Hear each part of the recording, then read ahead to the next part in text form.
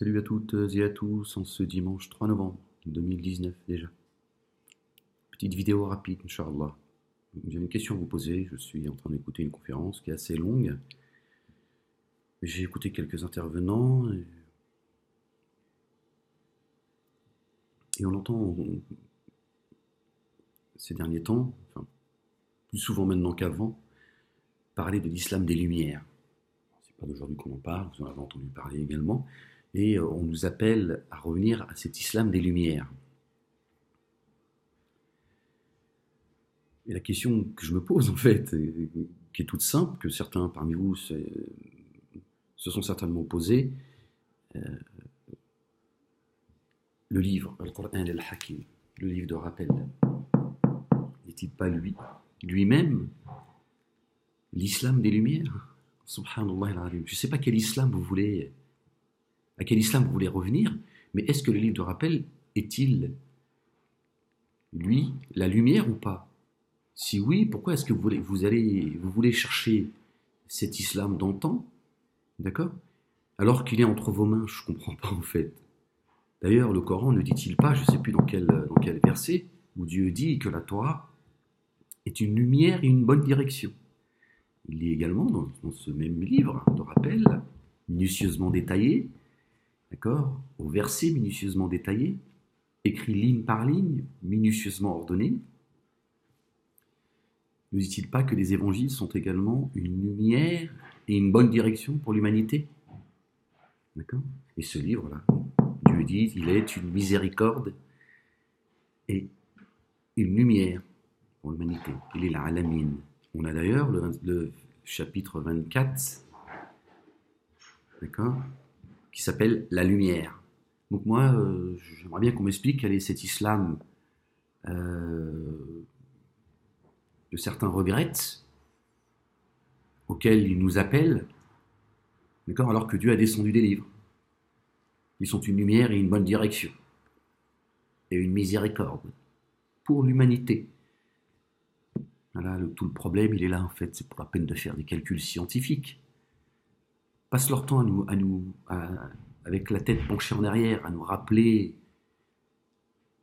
à un islam des Lumières, avec des livres d'antan, d'avant, écrits par des cadavres, alors que Dieu a mis entre les mains des livres, Torah, Évangile, Coran, Psaume, qui sont une lumière, une bonne direction et une miséricorde. Subhanallah al-Azim.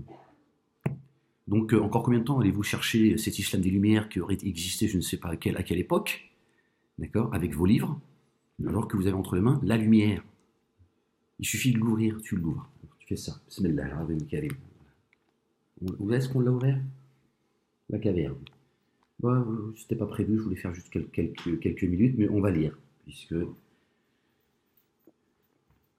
c'est comme ça que l'a décidé celui qui tient la lumière dans sa main, l'Éternel. A'udhu billahi minash shaytanir rajim, bismillahir rahmanir karim, alif lam mim, ha mim ayn sin qaf, verset 59 du chapitre 18. Et telles ces cités, nous les avons anéanties lorsqu'ils commirent l'injustice, et nous avons fixé un terme à leur anéantissement. Et lorsque Moïse dit à son jeune disciple, je n'aurai point de cesse avant d'avoir atteint la jonction des deux mers, ou d'avoir marché très longtemps. Lorsqu'ils atteignirent leur conflux, ils oublièrent leur poisson, qui avait déjà pris sa route dans l'eau à toute vitesse. Lorsqu'ils eurent dépassé le conflant, il dit à son jeune disciple, donne-nous notre manger, car nous avons vraiment éprouvé de notre voyage-ci une grande fatigue. Il dit, te souviens-tu, lorsque nous étions mis à l'abri du rocher? Son compagnon lui répond, c'est là que j'ai oublié le poisson, et c'est le diable seul qui m'a empêché de penser à lui. Il avait alors pris son chemin dans l'eau, d'une façon étonnante. À mon avis, le poisson, il était mort. Et soudainement, bon, c'est une parabole, mais c'est de l'invisible. Il dit, c'est cela le point que nous voulions atteindre. Donc Moïse lui dit, justement, c'est un endroit où ton poisson a repris son chemin, c'est là qu'il fallait que nous nous arrêtions. Il dit, c'est là le point que nous voulions atteindre. Ils retournèrent sur leurs propres traces. Ils trouvèrent l'un de nos humbles adorateurs, à qui nous avions donné une grâce de notre part, et à qui nous avions enseigné une science venant de nous. Moïse lui dit, Puis-je te suivre à condition que tu m'apprennes quelque sagesse de ce qu'on t'a appris. Il dit jamais tu n'auras assez de patience en ma compagnie. Comment supporterais-tu avec patience ce qui n'est pas du domaine de ton savoir? Voilà tout le problème. Pire encore, on va chercher une science qui n'a jamais existé, et celle qui a existé, elle a été écrite par la main de l'homme. Vous imaginez? On n'est pas ignorant du savoir, on est ignorant d'un savoir qui n'existe pas.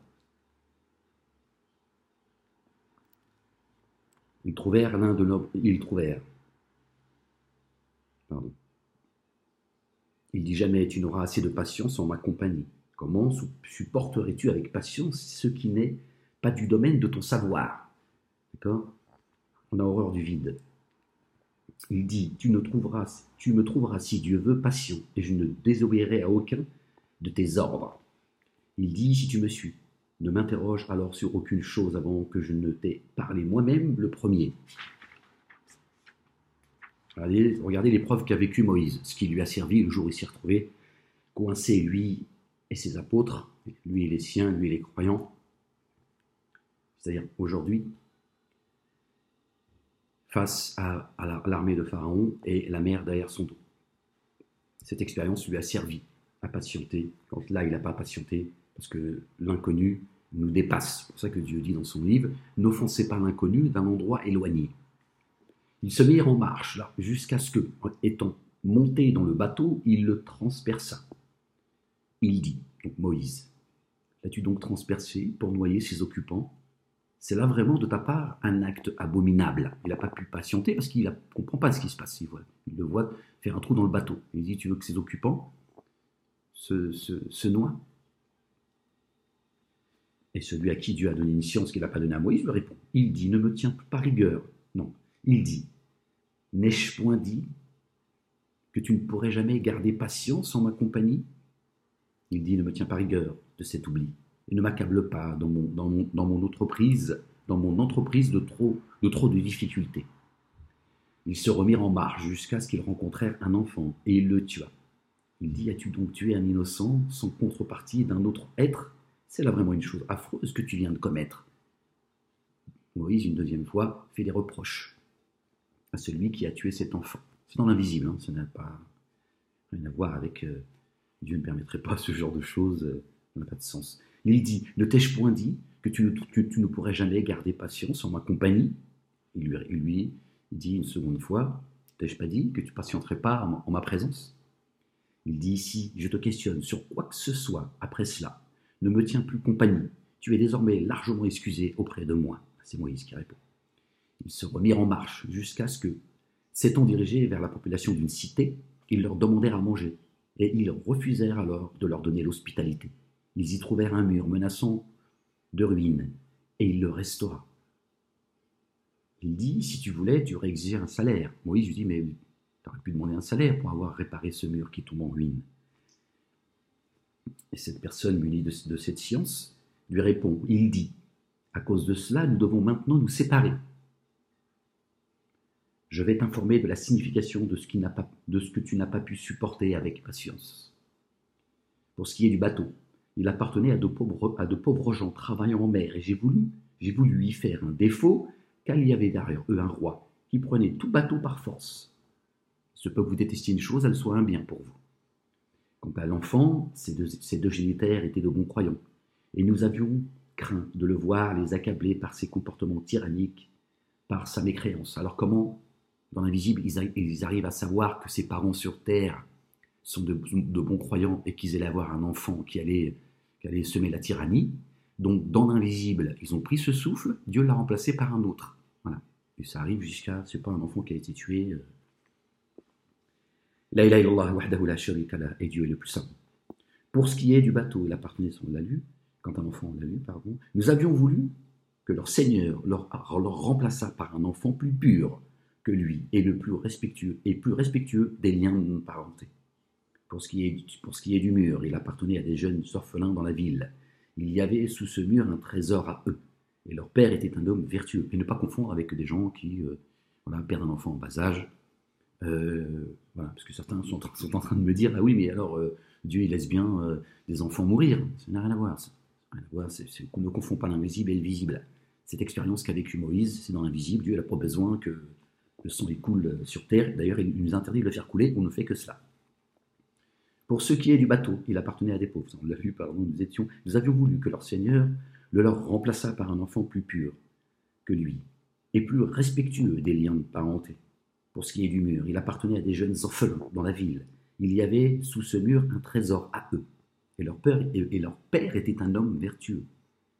Aussi ton Seigneur a voulu leur permettre d'atteindre leur pleine force et d'extraire alors le trésor par une grâce de ton Seigneur. Je ne l'aurais d'ailleurs pas fait de mon propre chef. Voilà l'explication de ce que tu n'as pas pu supporter avec patience. Donc Dieu a voulu que ces deux orphelins, ils sont deux, ils appartenaient à deux jeunes orphelins. D'accord ? Dieu voulait que quand ils arrivent à pleine maturité, d'accord, psychologique, etc., on va dire quand ils sont adultes, qu'ils puissent jouir de cet héritage. D'accord ? Donc vos histoires des petites filles à 9 ans, ce 6e là, qu'on a appelé, qui nous expliquent au fin fond du Maroc ou je ne sais où, il y a des filles, elles ont 9 ans, elles sont déjà des femmes. Si Dieu permettait qu'on puisse jouir d'une enfant de 8 ans, 9 ans, 10 ans, 12 ans, ce que tu veux, comment se fait-il que là, Dieu précise très clairement que ces trésors, cet héritage, ils en jouiraient seulement arrivés à l'âge de raison. Donc Dieu aurait donné des règles concernant du matériel, c'est-à-dire un héritage, que ce soit des pièces d'or, tout ce que tu veux, aurait mis des règles très claires, d'accord, d'arriver à l'âge de raison. Et une petite fille qui n'est pas arrivée à l'âge de raison, on peut lui ouvrir les cuisses. Tout cela n'a aucun sens, les mosquées. Voilà. On continue la lecture, Inch'Allah, et puis je vais arrêter parce que je ne voulais pas qu'elle soit. Donc, il t'interroge sur Dur al-Qarnin. Il dit, je vais vous en rapporter un récit. Nous lui avons donné un très grand pouvoir sur terre et nous lui avons fourni les moyens d'arriver à toute chose. Toute chose. Sur terre, évidemment. Il suivit une voie jusqu'à ce qu'il eût atteint le lieu où se couchait le soleil. Il trouva qu'il se couchait dans une source de fangeuse et noire. Et il trouva auprès d'elle un peuple, nous dit Dur Qarnin. Soit que tu les soumets au supplice, soit que tu les traites avec sagesse et douceur. Et un peuple qui se trouve là où le soleil se couche. Il dit, celui qui a commis l'injustice, nous le soumettrons au supplice, puis il sera rendu à notre Seigneur, qui lui fera subir d'abominables tourments. Autant là où se couche le soleil, il doit faire chaud. Quant à celui qui aura cru et agi dans le bien, il aura une récompense, la meilleure demeure. Et nous lui imposerons que des obligations aisées. Quant à celui qui aura cru et agi dans le bien. C'est avec leur fameux hadith, celui qui aime le prophète, qu'il se prépare à la pauvreté, celui qui aime Dieu se prépare à la souffrance. Parce que Dieu dit à celui que j'ai purifié par la foi ne subira pas l'injustice de la grosseur d'un fil. Bon, vous avez vu, le hadith passe leur temps à faire dire tout et n'importe quoi du livre. On était où?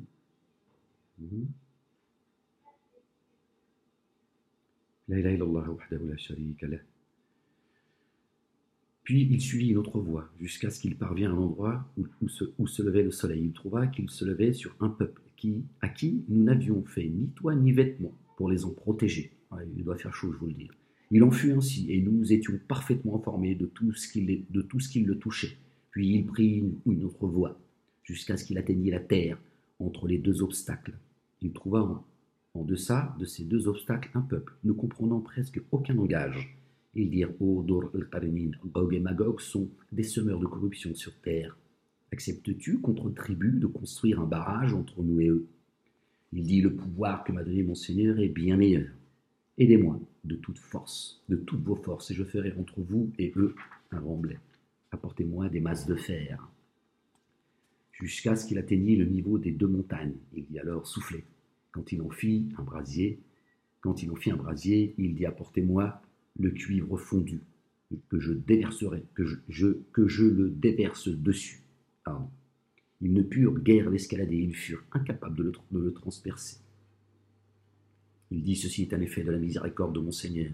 Quand viendra l'heure promise par mon Seigneur, il le détruira en ruine. Et la promesse de mon Seigneur est toujours véridique. Dès que le remblai y pète, c'est Gog et Magog, c'est-à-dire maintenant. Nous les laissâmes alors bouillonnants, tels des vagues déchaînées. Les mers sont pas loin de bouillonner, je vous le dis.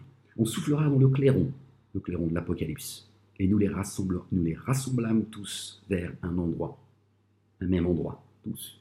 Dieu va tous nous rassembler. Ce jour-là, nous pressentâmes aux mécréants l'enfer d'une façon évidente, ceux dont les yeux étaient empêchés par un voile, un hijab de penser à moi, et qui n'étaient pas capables d'entendre. Est-ce que les mécréants ont donc pensé prendre en dehors de moi mes esclaves comme patrons protecteurs? C'est une question. Avons-nous préparé l'enfer comme demeure pour les mécréants? Nous avons préparé l'enfer comme demeure pour les mécréants, pardon. C'est pas une question, ça. Dit, voulez-vous que nous vous informions de ceux dont les œuvres sont les plus perdantes, ceux dont les efforts dans la vie de ce monde se perdirent dans l'errance alors qu'ils croyaient agir dans le bien, ceux-là qui auront renié les signes, le verbe, de leur Seigneur ainsi que sa rencontre, leurs œuvres seront réduites à zéro, et nous ne leur donnerons aucun poids le jour de la résurrection.